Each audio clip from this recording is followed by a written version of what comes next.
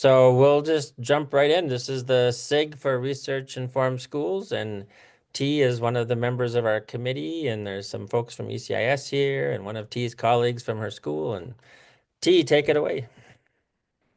Hello, everyone. Welcome to join us, and thank you, ECIS, for setting this up. My name is T. Garber. I'm an instructional coach at American School of Matric, and today I would like to introduce Neil Block, our social studies, IB economists, and TLK teachers who would like to present us on visible thinking routine to create thinking cultures in his classroom. And we will have 50 minutes presentation, and after that we have 30 minutes of discussion. Welcome, Neil Block. Thank you very much. I appreciate the opportunity to present. This has been something I've been thinking about for quite some time. This idea of visible thinking, dispositions, and shaping classrooms. So the opportunity to present like this is great, and the idea of looking at action research in that sense is actually really important to me. So what I'm looking at really is to try and unpack three things, I think, here. A, my understanding of classroom cultures. B, how maybe visible thinking routines impact classroom cultures, and how dispositions fit into this is kind of a third idea. When I think about these three things and how this all impacts students and their learning, the big question that I had here, given this emphasis, if you will, basically in various different ideas of what learning looks like, I can remember times when we were thinking about the idea of content and what it meant to communicate progress to students in terms of content. Seemed relatively easy because you had tests and you had assessments and so forth that let you focus on that. But then there was this added layer that, if you might say, kind of like related to skills. And so how do you think about content and skills, the kind of how to, and what are students doing in terms of how to do something? Once again, how do you communicate to students how they're doing something and how they're making progress? Then another element that actually comes up in terms of my economics classes as I think about concepts, and is it this ability to communicate to students, if you will, how students are looking at different perspectives. And I get the sense when I'm thinking about classrooms, if you will, that these three things, content, skills, and concepts, are things that we pretty easily communicate to students. And then there's now this other layer that we talk about when we think about dispositions. And what exactly are dispositions? More and more schools are looking at this idea of soft skills, traits, characteristics, and the idea that we actually have this as kind of an area, if you will, of assessment. I'm not sure if it is or not. How do you communicate that? I know that in the school that I'm in, we have what are called approaches to learning. Different schools look at them different ways, either as dispositions or traits or so forth. And I appreciate the efforts that schools are making to try and help students become aware of this importance of dispositional understanding. My question, I guess, basically is, if we've been so used to the content and the skills and the concepts and communicating progress there, how else can we then, or how differently can we report what progress with dispositions looks like? And I kind of like just pick some kind of, if you will, pieces of what classroom cultures look like when we look and see what learning looks like. I'm probably certain that people can say, well, maybe there's something where I can look at content here. I can look at students practice certain skills. There's maybe evidence in these images also of where people are sharing perspectives. Then the question that it really comes up, for me at least, in terms of it's being a gray area, is how do I communicate with students in these particular scenarios what's going on in terms of their dispositions? And then more importantly, how do I do this accurately? How do I share with a student or a parent what's happening in classroom cultures, what's happening with their levels of engagement, if you will? How do I report that? How do I communicate that? How do I give them feedback?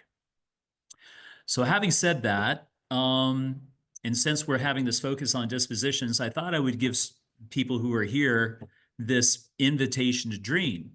If we think that dispositional understanding is so important in classrooms right now, the question that I would have to ask of everybody is, if you thought of a group of students that possess certain dispositions, what would be your dream for students? Dispositions are important, engagement is important. What should, or what would you think would be important for students to actually have that would help them make their learning powerful, that would make their learning more deep, that would make their learning more meaningful? And so what we did, and I'm hoping this works, is we have a QR code. I've also put the link into the chat. And what you might be able to do here for a moment is just to kind of add some thoughts for the next minute or so of what you think would be important for students to be able to learn deeply, learn powerfully, learn meaningfully. I think when we think about those three words, it's the idea of how do we help students move in a direction that classrooms become more engaging places for learning to take place. So I'm just going to give people a minute to see if they can actually put in some ideas about what they think students might have that they could bring into the classroom that would be a part of their dream. What helps the learning process? When you play the movie in your head, what are students doing? What's helping them to engage? And what makes the learning more enriching? And we could take a few more minutes with that, or just a few seconds, just to kind of move this along. And I would probably wonder if moving along then, we can keep that as kind of a blackboard, and you can certainly add to things as we go along with the rest of this. I'm pretty sure that teachers typically have this wonderfully idealistic fantasy kind of idea about what learning looks like in a classroom when students are engaged, when students are energized, when, you know, the goosebumps on their skin rise. But then there's this idea that I was actually really curious about, which is, so what's the actual documentary version of this looks like?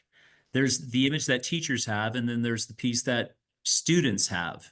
What do they see in the classroom? There's our dream, but then there's the dream that they have as well. And my guess is that a lot of the things that teachers might put on the Padlet probably fit into these categories in some way, that when we think of dispositional understanding, students are aware of what kinds of effort might go into their learning process. So we talk about work dispositions.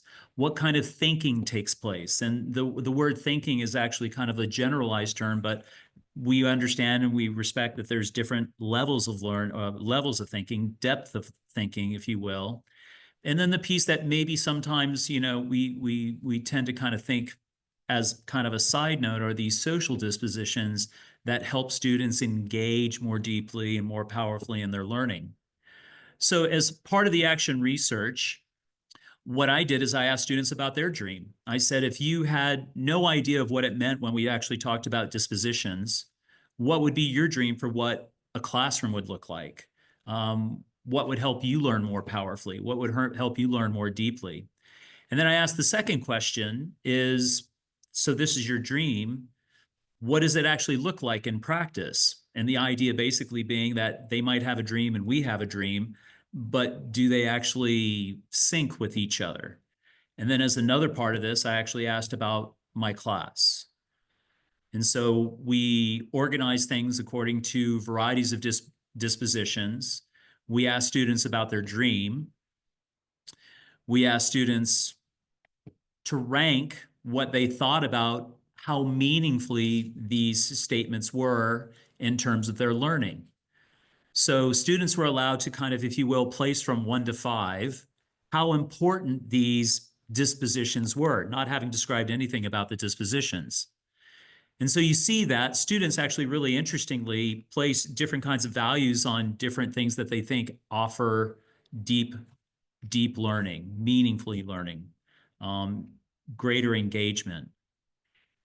Also interesting then was the idea that what they thought of as the dream was perhaps different from what they saw as the practice. So there was already very, very interestingly, someplace where we had some traction to say, okay, so here's the dream of what students think about, but what kinds of practices and routines are actually being implemented in classrooms. And then there was, of course, this piece about what was going on in my class, because I just wanted a sense of like where I can actually think about my own practice and where I might look at different pieces. So interestingly, there's some area where students say, yeah, they would like to be able to make connections. There's also areas where they say work seems to be really important, but the definitions of work seemed interesting in terms of like, well, what does work traditionally mean in terms of completing tasks, as opposed to what it means to explore things in terms of curiosity. We, of course, know that students want to achieve at a high level. What's the difference between high achievement and being productive in that sense? Sorry, going back. And there was this interesting kind of like leverage that moved towards work dispositions and thinking dispositions. And interestingly, it didn't feel like students, I don't know if it's that they don't value it, because obviously it was from a 1 to 5 scale, but there seemed to be less emphasis or less traction towards that idea of how they get along with each other, engage with each other in the classroom. So my question at this point in time was, did they place work dispositions higher because this is what they're used to in terms of seeing the routines and practices that we have in class? Or is it that they're simply not aware of the other kinds of dispositions? And is that room for helping students to become aware of their own dispositional understanding? So what we found in terms of this 1 to 5 and the difference between the dream and the school was where we looked at a greater than 0.5 difference between the dream and what students perceived, we saw as an opportunity to hopefully work forward and work up, if you will, from thinking dispositions, and hoping maybe that these thinking dispositions would have an influence on work dispositions and then maybe even social dispositions. We had some pretty clear results that said that we can work towards this and work towards the dream in this way, and maybe focus less on, interestingly, what are typically looked at as work dispositions, simply completing tasks or reviewing through some sort of formative practice, which sometimes is looked at as a thinking disposition, but that actually gets interpreted as a work disposition in some ways.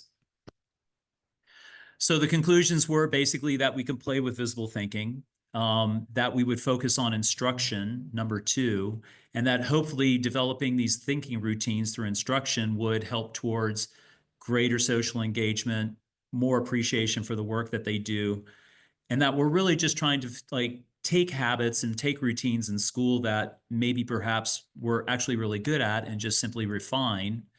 We were thinking about starting with thinking skills and seeing how it might move to other areas in terms of dispositional awareness and understanding.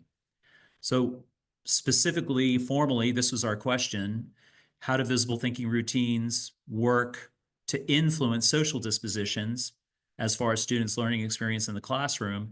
And then we thought, secondly, that maybe like what we would do with instruction, would it help us in our practice of offering feedback, communication, reporting? And a lot of the literature is already there, basically, with Ron Richard and creating cultures of thinking. The first being the routines that we would use for instruction, and the second talking about how we would actually work towards changes in classroom culture. So something that we did is we did something called taking note. This is a visible thinking routine that kind of focuses on this, not taking notes, but actually taking note. The idea of when you get involved in an exercise like this, where students are given cards and asked to create puzzles, if you will, thinking about what knowledge is most important in a theory of knowledge class. And the interesting thing about this is you had different groups creating different kinds of puzzles. And then what they were able to do is walk around with each other and take note of, if you will, in kind of a gallery setting of like, so what did you find interesting? And you can see on the left where there's someone who's kind of pointing to a certain part of a puzzle and maybe perhaps finding something interesting, wondering about something, sharing it with other people in terms of asking questions. What do they find challenging as they move to a different puzzle? And the whole idea about this is that the thinking became something where they would use these words and that they would listen to each other, and that the actual use of the cards was a way of documenting their thinking and thinking about the differences in their thinking. So what we ended up doing is we ended up leveraging thinking dispositions to encourage communication and eventually move towards more of a social engagement, if you will, that made the lesson a little bit more meaningful and powerful in that sense. In a different example, in an economics class, I used what's called making meaning and chalk talk. In an example in an economics class, what you see is an example of a sugar pivot, and sugar being a main, if you will, kind of development strategy in Mali, where we would ask the question, what makes you say that about sugar? The question here was, would sugar help towards development? And there were various different ideas that were presented. And what you do with making meaning in chalk talk is you literally document your thinking.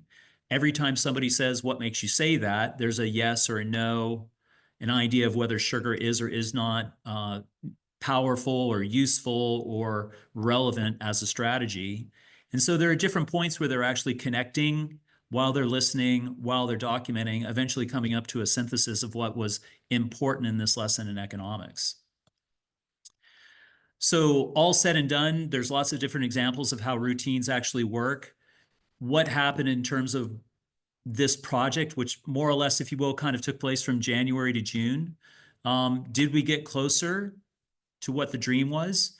Well, if we looked at these indicators that focused more on, if you will, work and thinking, the idea is that, interestingly, over 6 months, what people thought of previously as tasks seemed to have a different perception, that people saw that there was opportunity for listening to points of view while also solving puzzles and making connections with their learning, and maybe to some degree looking in some areas that you see in red where we didn't quite reach the dream, but we seem to have gotten closer to the dream compared to the pre-survey. We looked at the year one students looking in the same way of like what they were doing with the dream.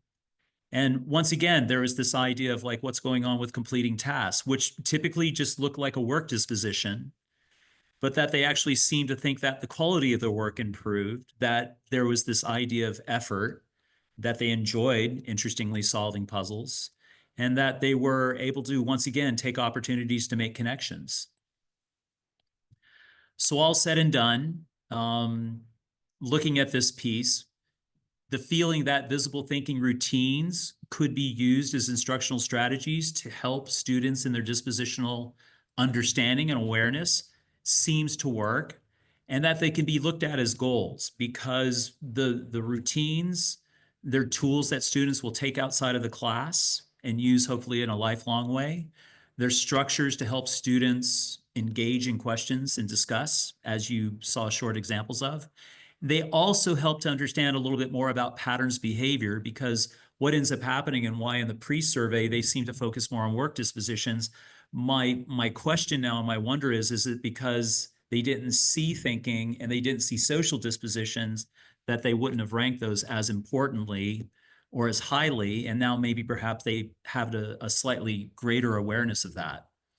And that's important to understand too. These ideas of cultural forces gradually emerge. This was a project over 6 or so months. That there's a lot of modeling that takes place. There's a lot of interaction that takes place amongst learners. And it's important to understand that there's time that is involved. But there's time involved in all planning. And I kind of decided to look at this as not so much time spent, but time invested. And my interaction with classes actually changed a lot more in terms of where time was devoted, if you will. So in terms of the long-term goals, I think there's a place for visible thinking to talk about dispositional understanding with students in terms of feedback, in terms of communication with parents, in terms of reporting, because they offer us a window into what students are looking at. And I think the language of visible thinking actually helps students understand a little bit more about where they can show strengths and improvements and challenges in their dispositional understanding. It also helps to develop what I think is a different kind of environment for classrooms in terms of cultures of thinking. And I say that because a lot of times, maybe given what we understand about our dream and what actually happens in terms of our practice, I've found that my practice has changed, particularly in the routines and the structures that I have, how I use time, how I model, and how language is actually used as well. These are just three of the several influences that we talk about as we're talking about moving from a work kind of understanding of what happens in the classroom to a thinking kind of understanding. And so these ideas come from a variety of different areas that are already in the literature, designed to help us as teachers provide feedback, engagement, help with reporting towards these dispositional understandings to make them rise to the surface. And if you thought about other topics, depending on where you were, in a particular division, a lot of different inquiry questions that would invite visible thinking routines, offering different perspectives, offering different ways of thinking, offering different ways of engagement and interaction, leads me to wonder what other people are thinking about this and what you might be curious about. And I appreciate having the time, even a little bit, few more minutes above, to share this with you. So thank you.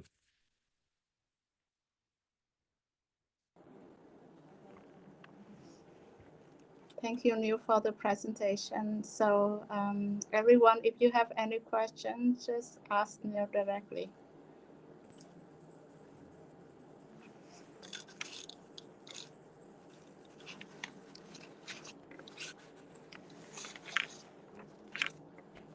I have a question about your process, but I don't know if I should jump into that before people talk about your content.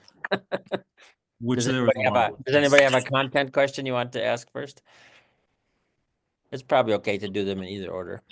Yeah, I don't think so. I'll ask my question. So as somebody who is very interested in teachers' use of action research for their own professional development, can you tell can you tell us just a little bit about your process? Like why did you decide to do this? How did you find the time? I mean, it's an investment, yes, but how did you find the time to do this extra work? What did your students think about the fact that you were looking into how they were learning, how you were teaching, and so on? Just a little bit about the process. Yeah, so I think the process began where, at least how it was unveiled in our school, it was this idea of there was a conversation about approaches to learning, which is another way of saying traits and characteristics and so forth. And the question of, we wanted to emphasize this idea of how we can help students become more aware of their actual approach to learning, not the content, not the skills, not the conceptual understanding. To do that, it felt like when we were in meetings that there seemed to feel like there was this lack of language to help us understand approaches to learning. And the question typically started with, in what ways are we incorporating approaches to learning in our lessons? It's kind of like one more thing to add to our lessons. And then this is where this arose, which was, having done the work with Ron Richart and Mark Church and so forth, is there a way to think about thinking as a disposition that would leverage others? And then it was simply a matter of weaving these routines into what are otherwise normal lessons about development and economics or theory of knowledge, and saying, for example, well, maybe this would work really well if I take note and let students have an opportunity to share their thinking, or if I give somebody an opportunity to say, give one, get one, or if I did a speed dating exercise where, okay, I give an idea or I get an idea. So the actual planning and the investment in terms of what actually happened there seemed relatively natural because I've been practicing them for a while. The specific piece of this that I was really interested in was not so much the idea of thinking, but the idea of whether it would help students become aware of the degree to which they were conscious of their own communication and the way in which they were working together, the degree to which students were aware of their social interactions, the degree to which they were aware of when they were thinking about something, were they coming to conclusions and judgments in terms of time management within the lessons? And did they feel like one of the indicators that we have was their ability to complete tasks? That interestingly became kind of interpreted as, did I come to a judgment? Did I come to an understanding? I think the other piece of the question that you had was, then what did it look like when we were actually in class?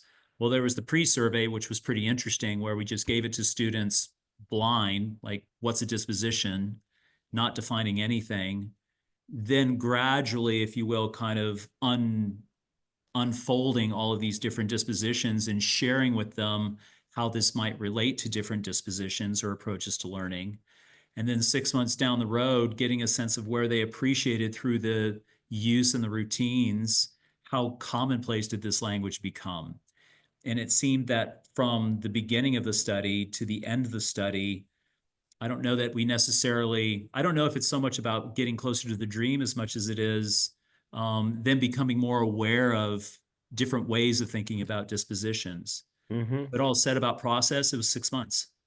And are there many teachers doing other projects, something that was close to their heart that they wanted to experiment? And do you share and talk with those other teachers? Yes, so this is more of an initiative that began out of last year, and I think visible thinking in kind of isolated pockets has been a part of what's been going on in practice here at school. We're more formally sharing a lot of our language that's related to visible thinking. This just happened to be my piece of it, I think, visible thinking and approaches to learning. But we have a nice group that's actually talking about routines.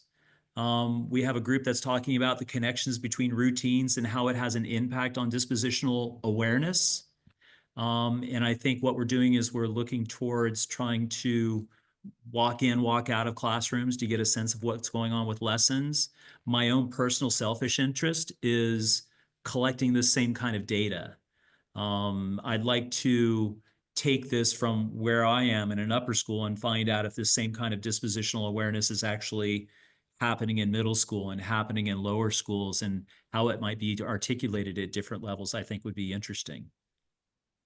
Hope I answered that question. Okay. And I'm monopolizing, but one last question, and then I won't ask anymore. Of course. How does it make you feel to be doing this work? I love the work. And first and foremost, and I'm glad you asked that question, is so these are ideas, as I said at the beginning, that have been kind of swimming in my head for a very long time. The idea of what classroom cultures look like, the idea of whether visible thinking is effective as a practice, the idea of whether students know how to articulate their dispositional understanding. So the fact that we have these ideas in our head as theories, to be able to actually see it in practice and to be able to collect data on that, I think is the real joy and the real value of action research, because we didn't imagine the data. The data was there for us to analyze and to think about how we can improve our practice further. Yeah, that Okay. said, I think it's been really rewarding. And has it helped my practice? Absolutely. Yeah, excellent. Excellent. Thank you.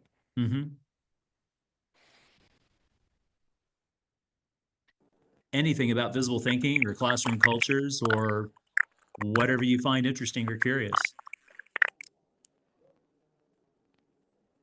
I have one question for you, Neil.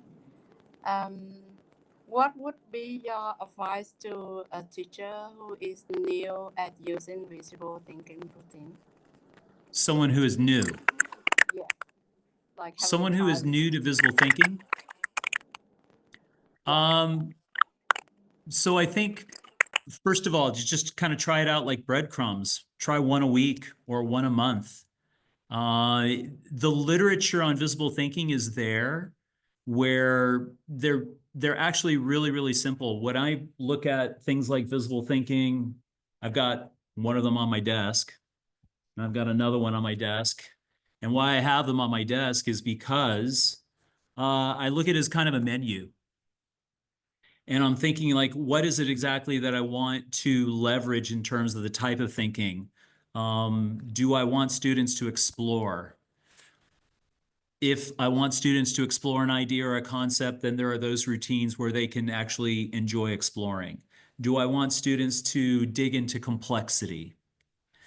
If I want students to dig into really deep, complex ideas, then there are those routines to dig into complexity. There's something called peel the fruit, which is where we look at things at the surface, and then we try to get into the perspectives, and then we try to get into the core. I used to do a visible thinking routine called headlines. And this is enormously useful for social studies classes where you get into deep text, which I probably should have done in my presentation, which is, so what's at the core of learning? Like, what's most important? What matters? And so if you're talking to students about how to get things like getting a main idea, or getting to the most relevant point or making a claim. It becomes really, really important to say, okay, I've read this text. What's the main idea? What are the supporting ideas? What are the questions that I have? And then suddenly what you're doing is you're weaving something called peeling the fruit with another thinking routine called claim, support, question. And like, here's the claim, here's the support, and what are the questions that I have, and what am I wondering about? Suddenly, your question elicits the idea of like, so would one routine in a lesson lead to other routines in subsequent lessons? Or would I be comfortable with just using the same routine over and over again? I think there are values to both of those, just in the way that routines can be connected to each other, either within a single lesson or within several lessons.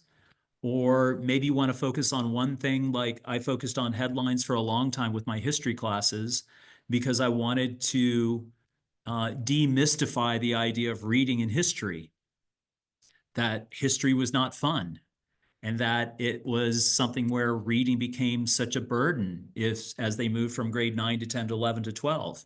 And I thought, well, what if I just give them a headline and ask them to write a headline that suggests what's at the core of what's most important? And then let's uncover the complexity of that.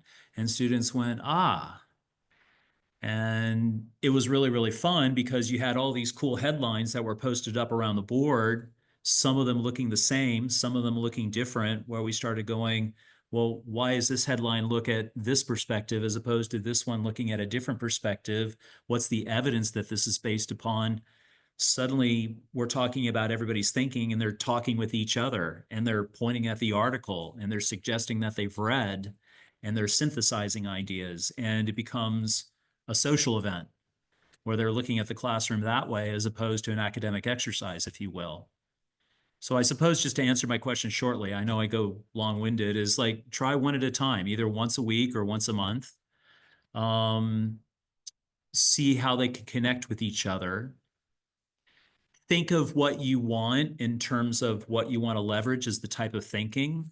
I think that's my most important point. If you want them to explore, if you want them to dig deep, if you want them to connect, if you want them to imagine. The literature in visible thinking is actually organized in exactly this way through Project Zero. And I would suggest, if there was a question that just said, I want to explore this, how would I explore it? And then pick a routine and see how it works. The routines don't need to last for very long either, because most of the time is like me about 5-10 minutes of unpacking the language and then them taking it from there. Once again, I hope I answered the question.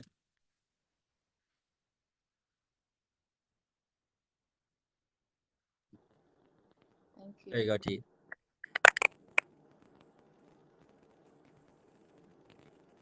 T, you were muted. I don't know if you have a follow-up there.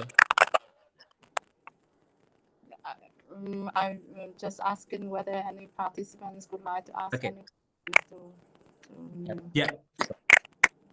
Could you repeat? Yeah, just asking if anybody had another question. Like Steve does, yeah. So I've been asking this of all of the online presenters recently, but the focus on dispositions and visible thinking, or both, in your mind, what implications does that have on assessment? Like, what would assessment look like in the perfect world, in your view? Especially if are we meant to report on dispositions? Wow, that is the question right there. So there are, as I mentioned earlier in the presentation, it seems like the way in which we assess progress in terms of content seems relatively straightforward, at least in my imagination.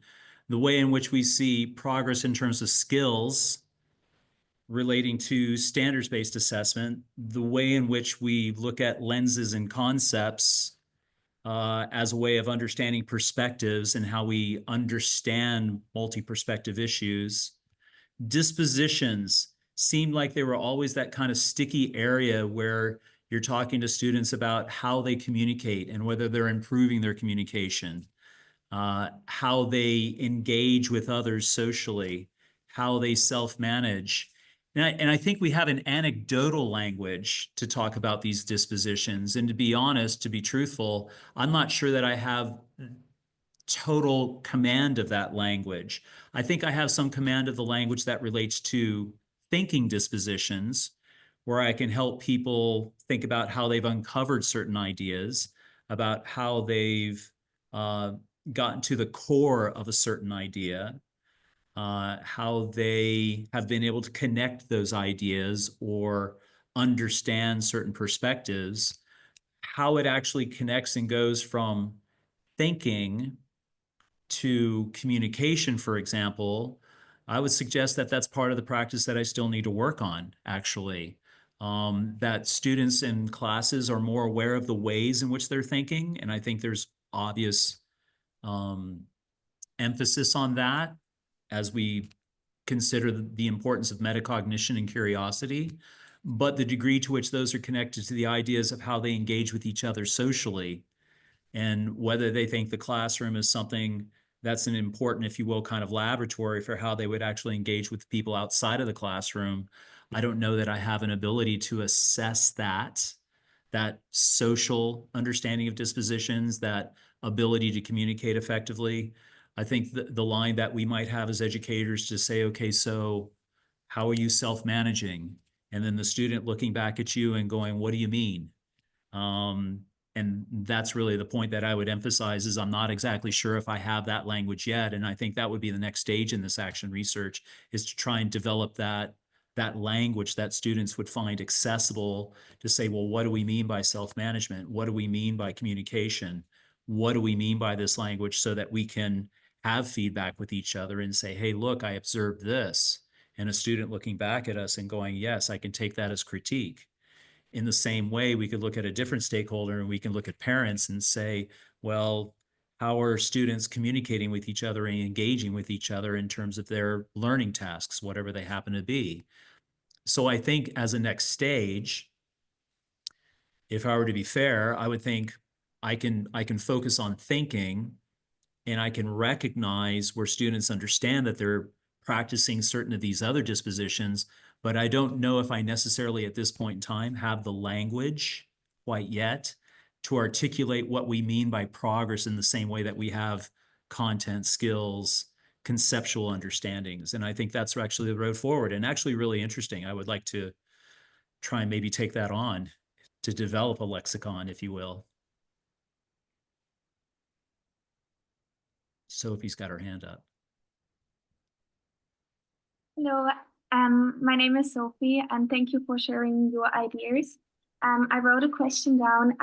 What is your thought about technology integration in the classroom? Do you think, in your opinion, it disrupts the meaningful learning activities in the classroom, or do you prefer having it in the classroom? Because in our school, we don't have books.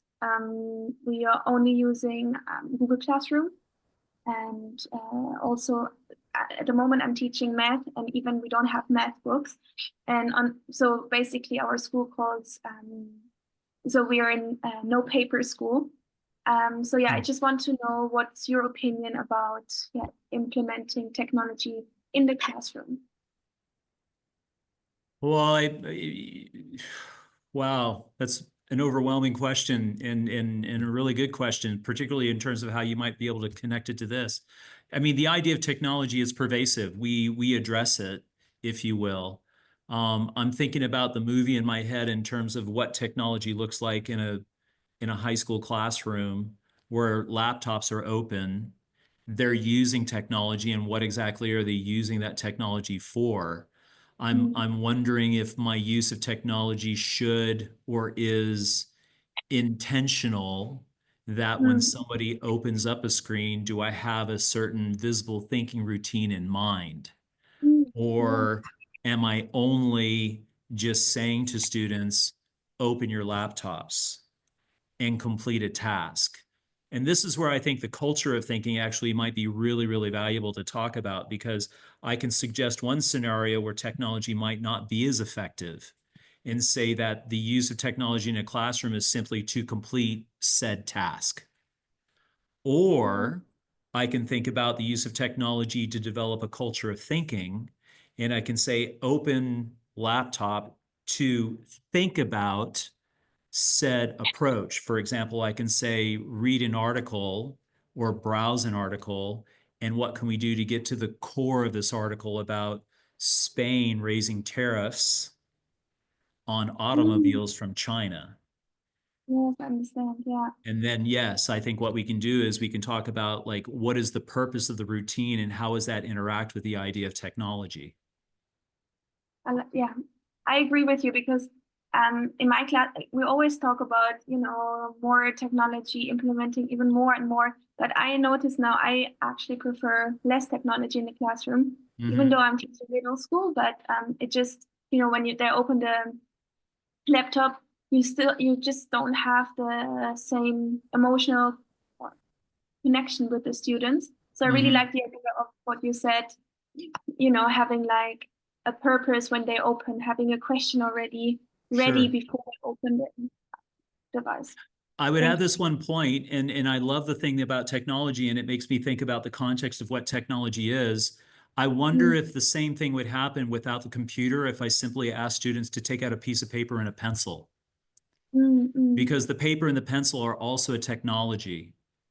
And if I use the paper and the pencil to complete a task, for example, write a paragraph, so that's a work disposition. But what if I were to take the paper and the pencil and to say, imagine, which is not a work disposition, it implies a thinking disposition. And what can I ask you to imagine the next 4 years of a presidency looks like for the rest of the planet? So it's not simply about a task anymore in terms of paper and pencil. And I could have them do that on a laptop, as I think what I'm trying to do is make the point. They can do it on a laptop, or they can do it with paper and pencil, or they can do it with whatever medium I think that we're talking about. But I think the layer that we want to try and incorporate, whether it's with more or less technology, is how we can leverage the thinking disposition.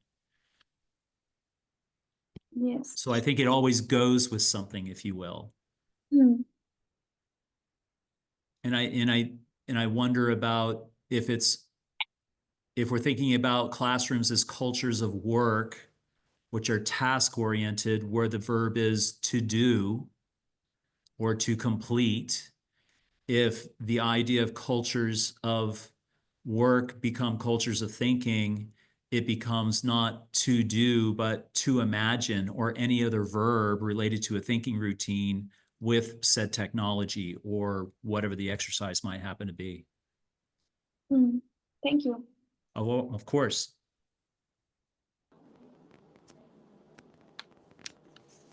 Thank you so much for the presentation, Neil, and then for the asking questions. It's really inspiring presentation. So we have 1 minute for the last question, if you have any, and then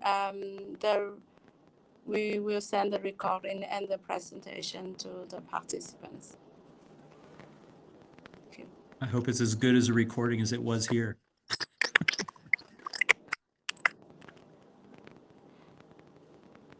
Thank you. Thank you Thank very you very much. much. Hope Yeah, everybody has a good day. And thanks once again for the opportunity. Wonderful.